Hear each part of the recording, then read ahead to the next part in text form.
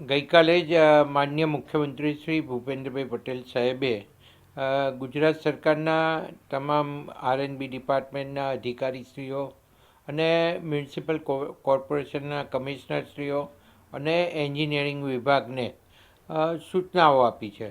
અને આ સૂચનાઓ એવી આપી છે કે રોડ રસ્તાના અથવા તો કોઈ કન્સ્ટ્રક્શનના કામ ચાલતા હોય ત્યાં અવશ્ય વિઝિટ કરી અને કામ વ્યવસ્થિત રીતે થાય છે કે નહીં એની ચકાસણી કરવા માટેની વાત માનનીય મુખ્યમંત્રીશ્રીએ કરી હતી. એના ભાગરૂપે આજે અમે મ્યુનિસિપલ કમિશનરશ્રી, આસિસ્ટન્ટ કમિશનરશ્રી, એન્જિનિયરશ્રી અને તમામ સ્ટાફ સાથે આજે જુદા જુદા સ્થળની અમે મુલાકાત લીધી હતી અને ત્યાં આગળ ચાલતા કામનું નિરીક્ષણ કર્યું હતું.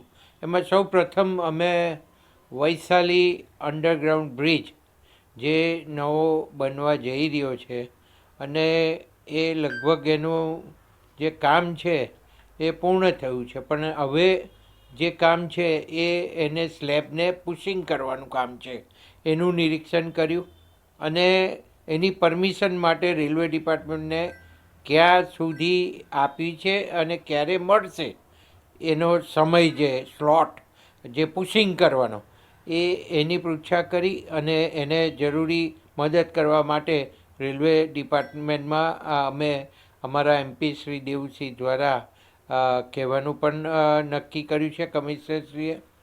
સાથે સાથે અમે બીજું એક કામ સિમેન્ટ કોન્ક્રીટનો રોડ જે એનઈએસ સ્કૂલથી કોડિયાર ગરનાળા સુધીનો જે સિમેન્ટ કોન્ક્રીટનો રસ્તો થઈ રહ્યો છે એનું પણ નિરીક્ષણ કર્યું અને એની થિકનેસથી માંડી અને એના મટીરિયલ અંગેની પણ પૃચ્છા કરી, કોન્ટ્રાક્ટર સાથે વાતચીત કરી.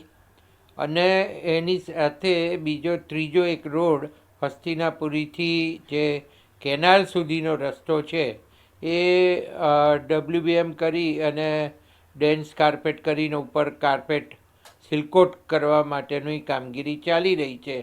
તો એ પેવર ડામર રોડ છે તો એની પણ મુલાકાત કરી અને એના મટીરિયલને એ પણ બધું ચેક કર્યું, થિકનેસ ચેક કરી એની. અને આ બધું જ સાથે અમે એન્જિનિયર રાખેલા અને જરૂરી સૂચનાઓ એન્જિનિયરને પણ આપી છે.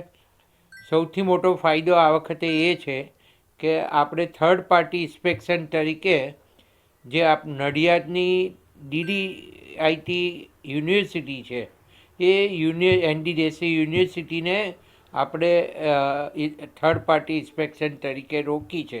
એટલે મટિરિયલમાં કોઈ હલકી ગુણવત્તાનું અથવા તો એની થિકનેસનું અથવા તો ડામરનું કોઈ પણ જાતની ભેળસેળ ના થાય અને વખતો વખત એના સેમ્પલ લેવાય.